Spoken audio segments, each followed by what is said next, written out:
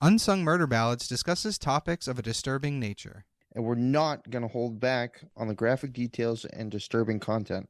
So we do not recommend our podcast for children under the age of 13. And while we respect the victims and their families involved in these tragic cases, we're also going to be critical of mistakes that are made during the investigations. And we're going to use dark humor to express ourselves now and then. So with that said, this podcast may not be for everyone. And that's okay. We're glad you're here checking us out. And if you've made it this far, welcome to the Unsung Murder Ballads family. And follow us on Instagram at Unsung Murder Ballads if you want to talk to us.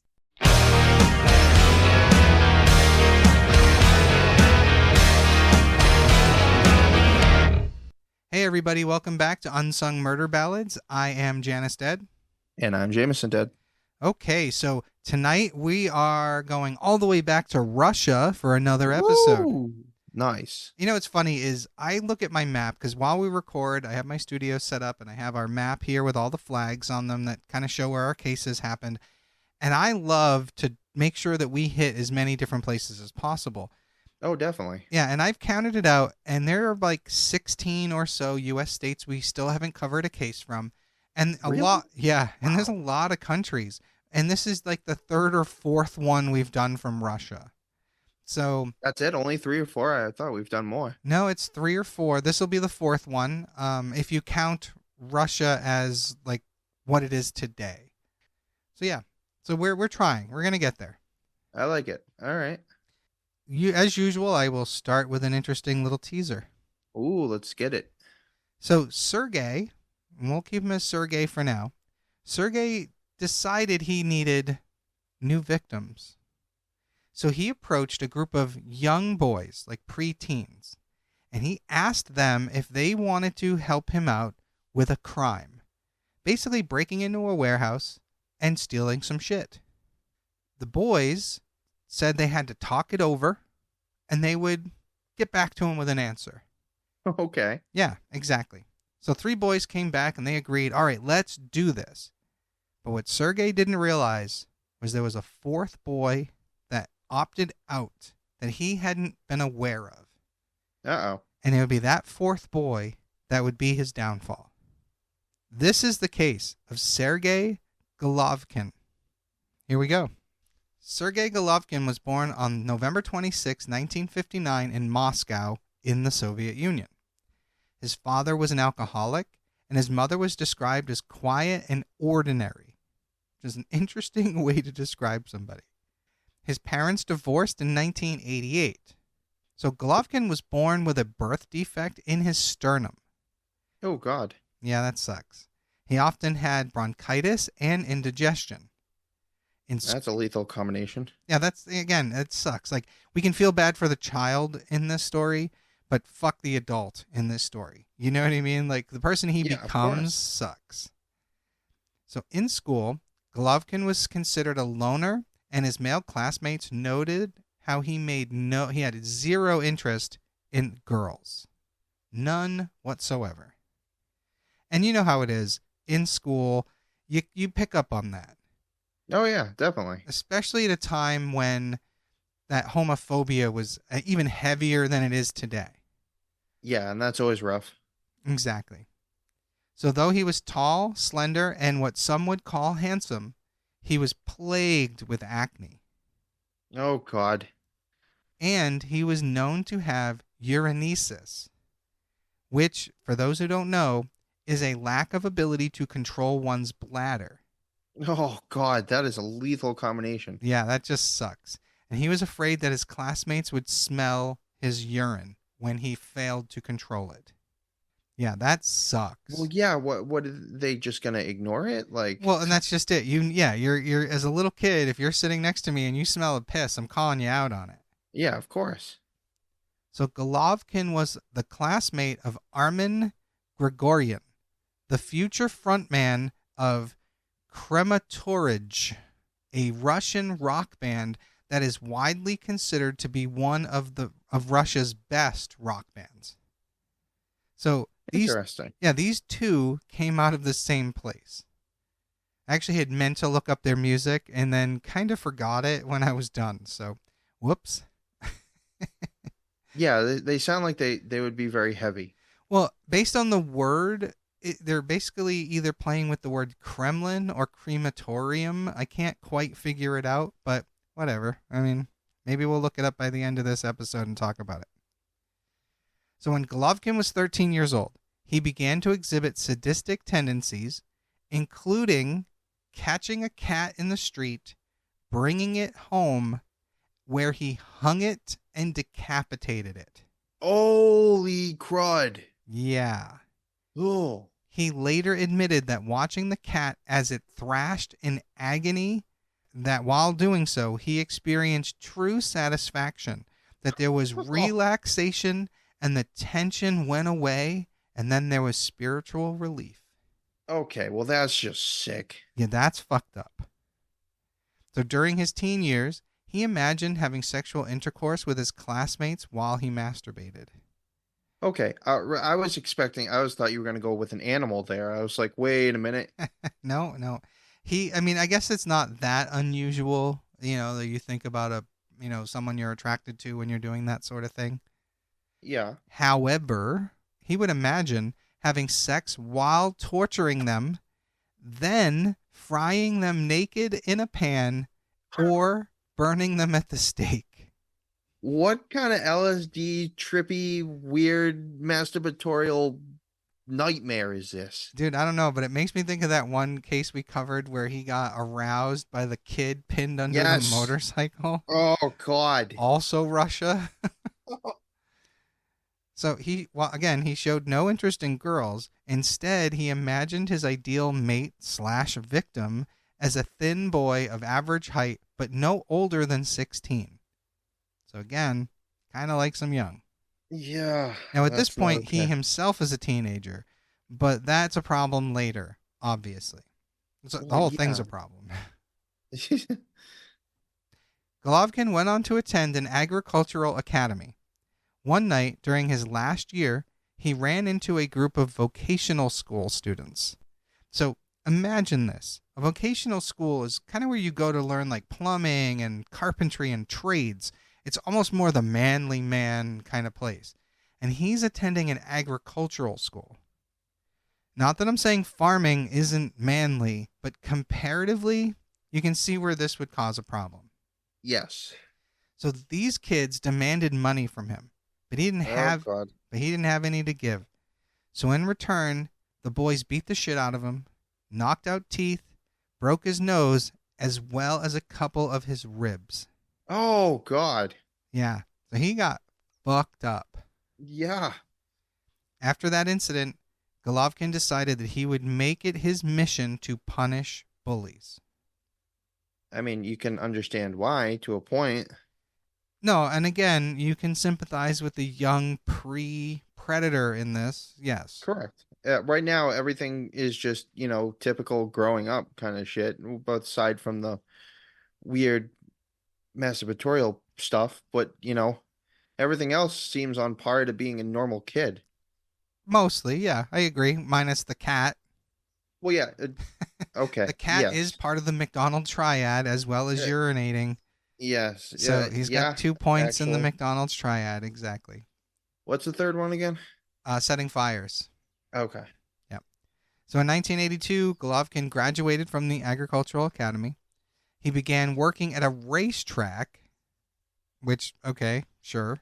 And I think they mean horse racing, because he then moves on to be a livestock expert at a stud farm in Moscow. So he is using his degree. He's there to help breed horses.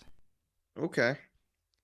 For his achievements in horse breeding development, Golovkin was awarded a silver medal at a trade show in 1989. Man, you got to really know what you're doing to win recognition for that kind of stuff. I mean, I don't know much about it, but I agree. Yes.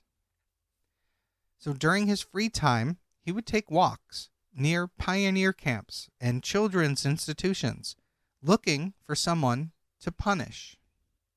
So here he is, finally living his life, getting awards, but he's still focused on punishing somebody. And although he attempted to abduct and assault a boy right away, it wasn't until 1984 when he committed his first moral crime, when he attempted to rape and murder a young boy. Oh, God. During one of his walks outside the pioneer camp, he spotted a boy outside the fence who had gone off to smoke. Now, it's the 80s, it's Russia.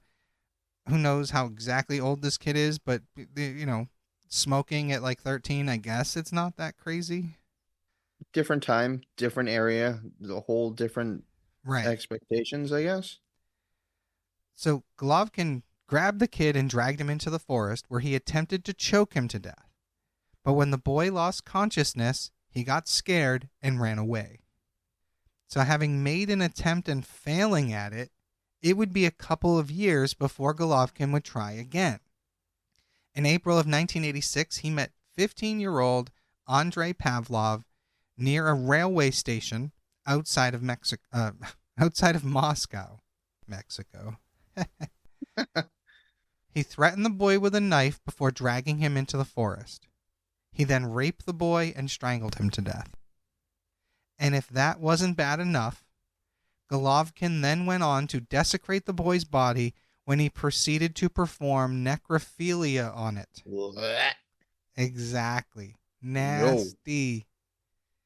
Oh, The following July, Golovkin committed his second murder, abducting 12-year-old Andrei Gulyev from a summer camp near Odensova. Andrei was also threatened with a knife, taken to the forest, then raped and strangled before Golovkin dismembered his body. A witness came forward, a friend of the boy, and claimed that he had seen the killer, that he had a tattoo in the form of a snake and knife with the inscription Fisher written on it. This gave the killer the nickname The Fisher. However, how original. right? However, it's worth noting that the witness statement, this kid, was later proved to have been made up. Of course. Yeah, this kid just made up a fucking story. Idiots. 4 days later, after Andrei's murder, the body of a 16-year-old was found in the Odenstovsky district. A total of between 25 and 35 stab wounds were found on the body, depending upon which source you read. That's absurd. That is way overdone. That's a lot of overkill, yeah. The corpse had also been dismembered, and Golovkin would later deny having any involvement in this murder, which is weird because he's admitting to others. Right. Why is this one special where he doesn't want to admit to that one? Maybe he's not responsible for it. There's that, which is weird. Yeah, I don't buy it. It's possible, though. I mean, it does fit his MO, though. That's why. That's what I'm going with. So in 1988, Golovkin purchased a beige-colored car, which he stored in his garage, where he began constructing a basement, originally to be used as a workshop. He also thought that he would dig a cellar for the purpose of storing things like potatoes and pickles and other food items that you would put in, like, a food cellar. Okay. However, knowing That's not what it was used for at all. No, of course not. However, knowing the police were looking for a killer, he realized he had to be more careful. And that's when he realized that this cellar could be used as a dungeon to commit his sexual crimes. That's just twisted. He basically laid concrete on the floor. He lined the walls with concrete slabs, into which he installed iron rings for the purpose of restraining his victims. Ooh. He even bought a baby bath to collect the blood in. Oh. Yeah. Essentially, he prepared everything as thoroughly as he could. So from August of 1990 on, Golovkin would kill 8 boys between the ages of 10 and 16 years old, and on 2 occasions, torturing 2 at the same time. Ugh.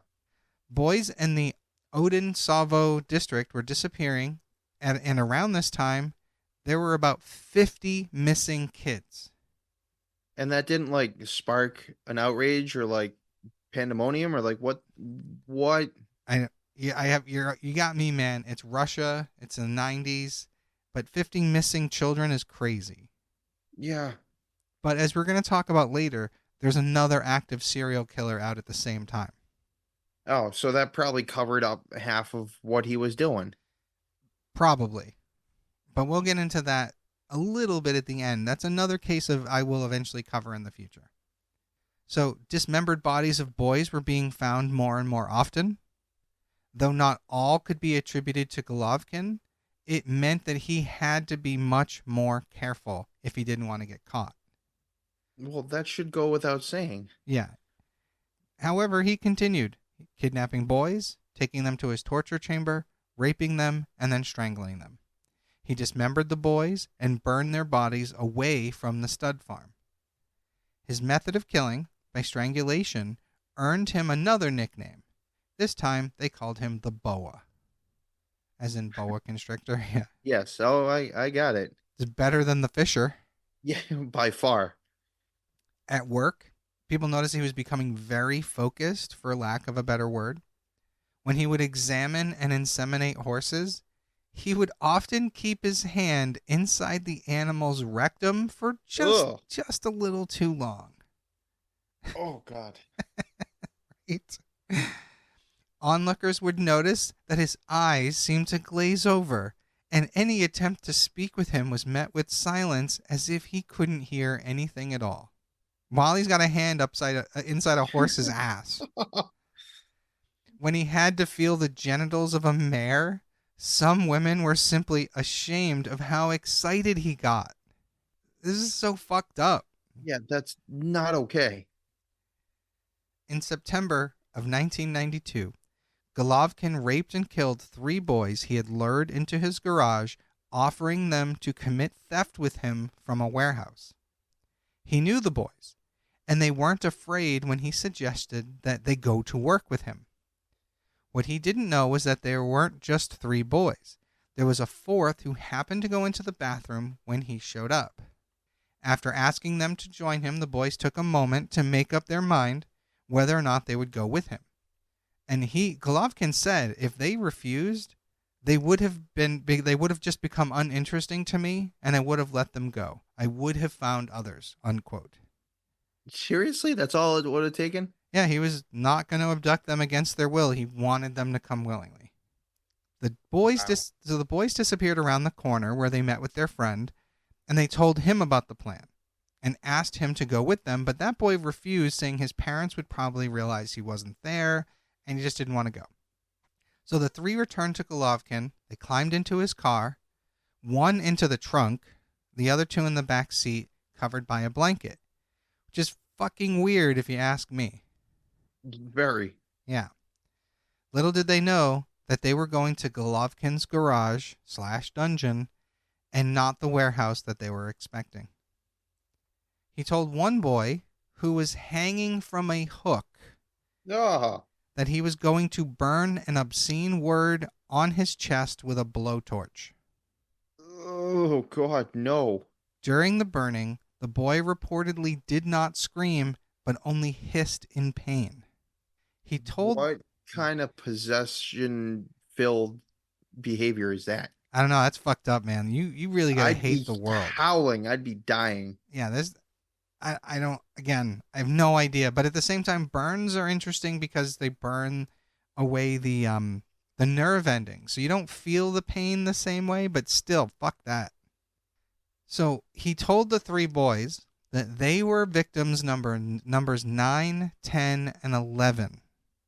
Okay. Yeah, literally telling them, I'm keeping track and you 3 are dead. That's fucked up. He also told them the order in which he was going to kill them, making each one watch the one before them die. Wow, this guy is sadistic as fuck. It's fucked up.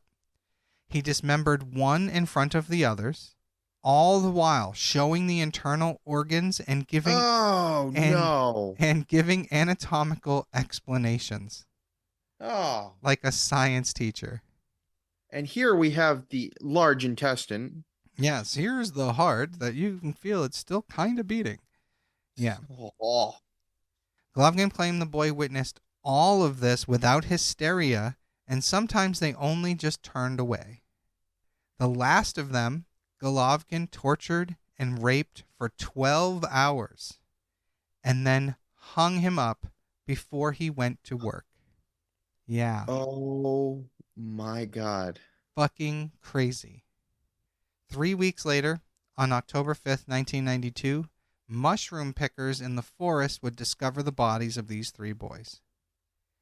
Police began to question the boys' friends, which is when they met the 4th boy, who happened to know who Golovkin was and could identify his car.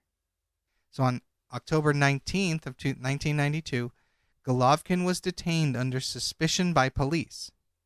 The next day, police searched Golovkin's garage, discovering the baby bath and a burnt layer of skin, blood, and clothes and body parts. Yeah, that's just a lovely combination. During the interrogation, however, Golovkin behaved calmly and denied guilt. Of course. Why would he do anything different? Well, Golovkin was released because investigators decided and for some reason didn't think they had enough evidence. So they released him God. and set up secret surveillance on him. Okay, well, at least they didn't just let him go without a plan. Well, that was their plan. Oh, Christ. However, No. a police officer violated that order and put Golovkin in solitary confinement for the night instead of letting him go. Oh, my God. That next morning, when Golovkin was questioned, he confessed to the last 3 murders.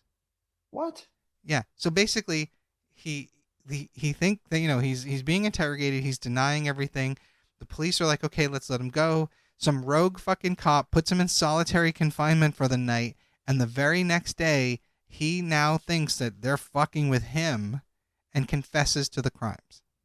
Man, I thought that was gonna go way differently. I know. I thought he was gonna get defensive and just shut down and. You thought he was going to escape and kill more people, right? Yeah, I was waiting for it. No, I was the best part of that. When he was presented with the evidence, initially he just found himself giving only yes, yes, no, yes kind of answers. He refused to say anything. But then, once he actually started confessing, once the floodgates opened, he was unable to stop talking. Yeah, he just kept going. He talked calmly about his victims, 11 murders in total, revealing where he had disposed of the bodies of his victims. He testified that he had finally understood what love was when he killed people. I'm sorry, what now? Oh, yeah. This guy's fucked up. He said, holy hell. He said, quote, "The more I liked the victim, the more I wanted to manipulate it, cut it more, cut it out," unquote. So he must have really loved that last victim because he went on for 12 hours. Yeah, he must have loved him. He Wow.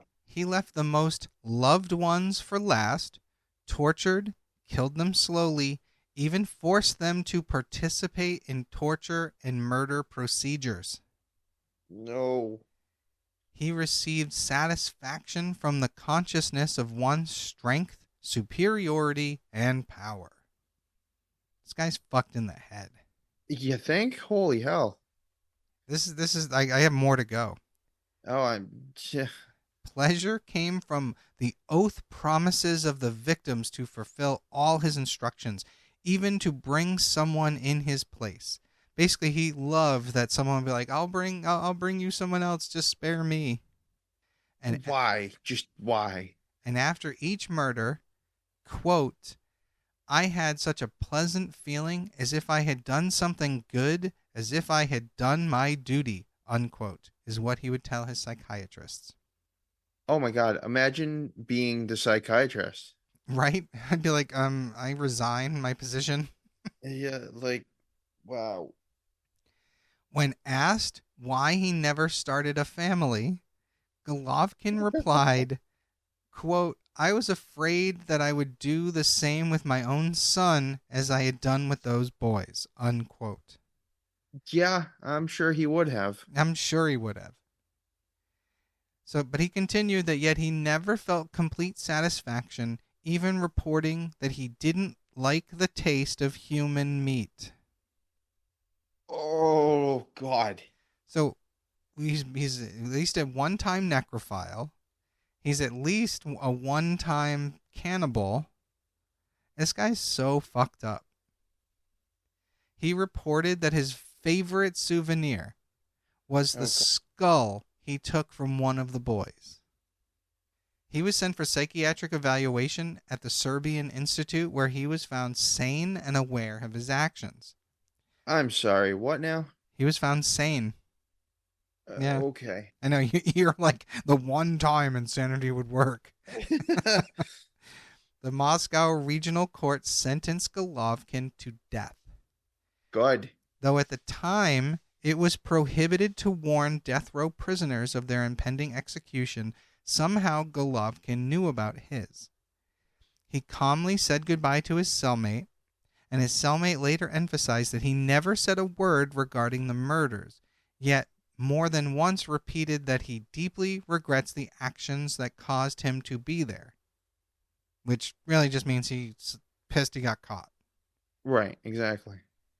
On August 2nd, 1996, Golovkin was executed by a single gunshot to the back of his head. Oh, shit. Yeah, because like I said, they don't even tell you they're going to do it. They're like, Golovkin, come with me. They bring you through a door and then pop. Well, no, but like I normally the death row stuff is not gunshot. That's not what I'm used to. No, and again, it's the 90s in Russia, so, I mean, who knows? But normally when they do a firing squad, only one person actually has a live round. Everyone else has a blank. And Oh, no shit. I didn't know that. yeah, so what ends up happening is the person standing there, you have however many people, all with weapons. All your guns are going to make a popping noise. You're going to hear a gunshot, but only one of them fired the actual bullet that killed the person. So therefore, you, as the shooter, do not know if you were the one who actually killed him or not. And you probably weren't because, let's say there were 5 of them. It was only a 20% chance that you were the one. You don't have to deal with the guilt of being the person who killed him. Wow. That's usually how that works. Okay. Surprised you didn't know that. No, Either it's I cool. did and forgot it, or I don't know. But thank you for enlightening me. No, yeah, and to our audience, if you didn't know that, there you go. So, Golovkin was the last person to be executed by Russia before it abolished capital punishment. Which is weird, because for some reason I thought Russia was still killing people, but maybe that's not through legal means.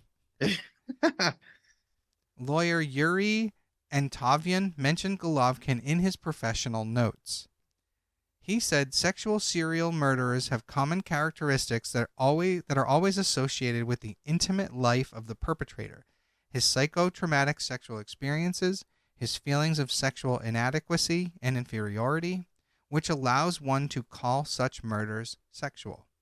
In the life of each, such killers had serious failures in sexuality, and the overwhelming majority of them did not feel like men.